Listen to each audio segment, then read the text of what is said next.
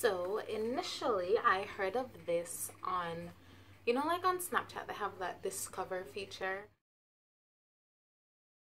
Last month, because it was Black History Month, they had this story or whatever, discover thing that was like really good products for and celebrating blackness that are created by Black people or Black companies, Black businesses. I should have screenshot the thing, but I have no idea. Like, but yeah, like I saw the pictures and it looked really, really good, and I was so excited.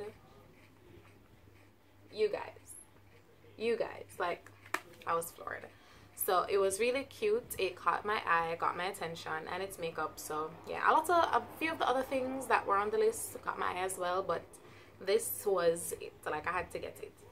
So I googled and I saw lots of videos like why I'll never purchase from Juvia's place again or stuff like that.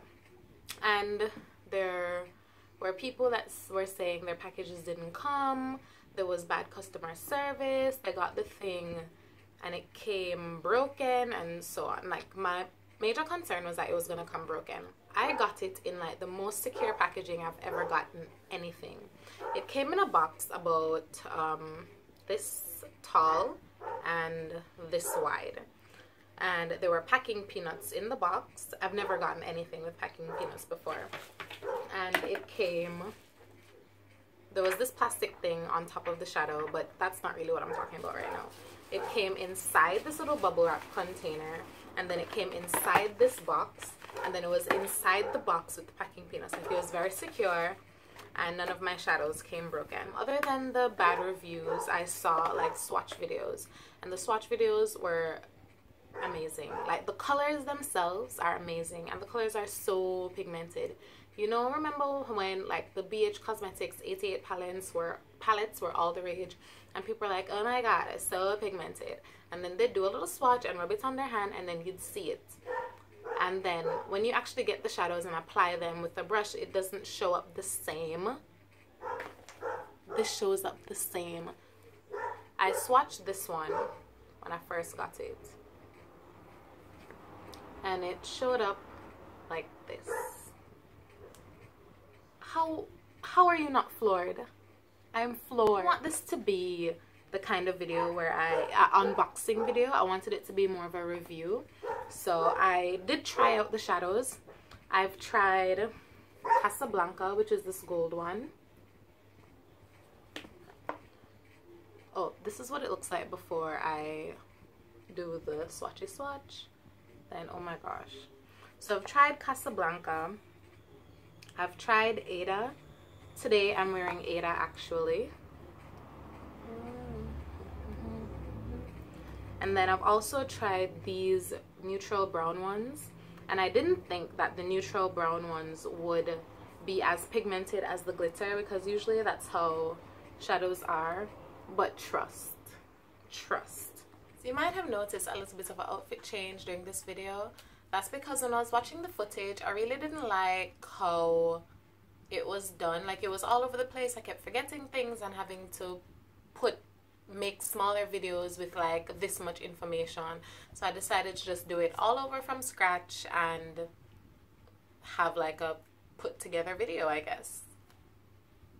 Yay for structure. So the palette is called the Masquerade Mini Palette, and it's by this brand called Juvia's Place.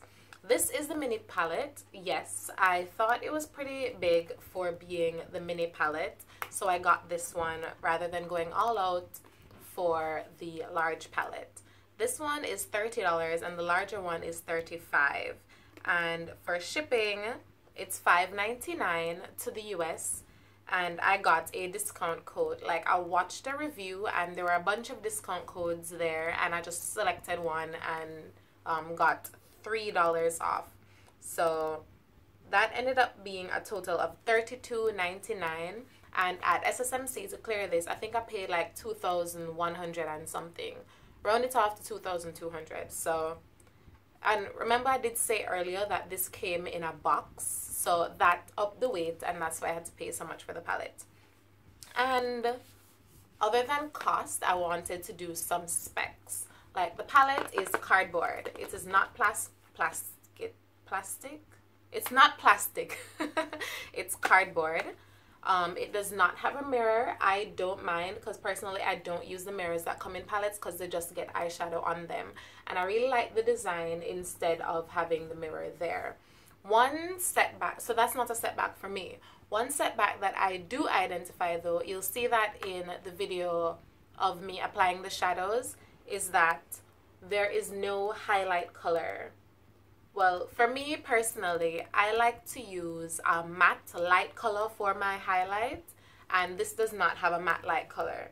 These light colors here are very, very, very shimmery, and that's not something that I'm interested in putting as my brow bone highlight. Continuing with me talking about the specs of this product, there are 16 shadows, and 5 of them are matte colors, and most of them are glitters. The names are inspired, I think, by places, but I could be wrong. I didn't look it up. The names are Chi, Mali, Dahlia, Zola, Makeda, Zobo, Calabar. And I know that some of these places, for example, Casablanca, Giza, Cairo, and Mali, are names of places in Africa or the Middle East. So I don't know if they're all names of places, but some of these are very beautiful names. Like, I've been looking at this palette like, I can have a child named Makeda. And another thing I think that's worth mentioning in this palette review is how soft and buttery these eyeshadows are to apply.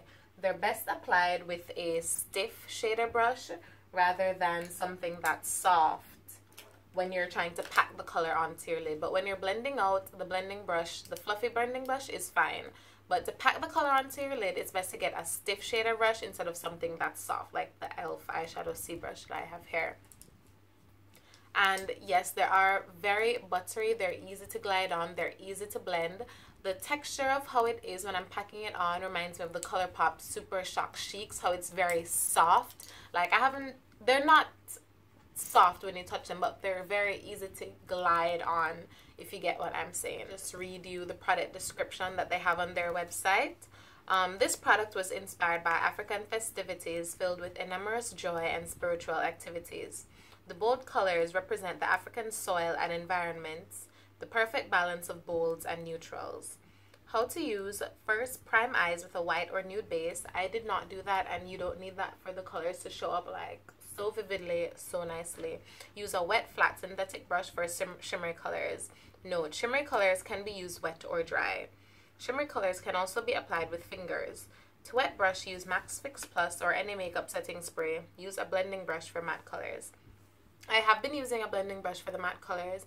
I have not been using a wet stiff brush. Like, I know how eyeshadows typically look a lot more brighter and out there when you apply them wet, so I'd be really interested to see what these look like wet, because dry, oh my gosh, I'm blown away. So yeah, that is the end of the video. That's everything I wanted to say. Price, packaging, pros and cons for me, and just regular specs that you'd like to know. So that's the end of my video, and I don't like saying that because it should be obvious when your video's ending, because it ends.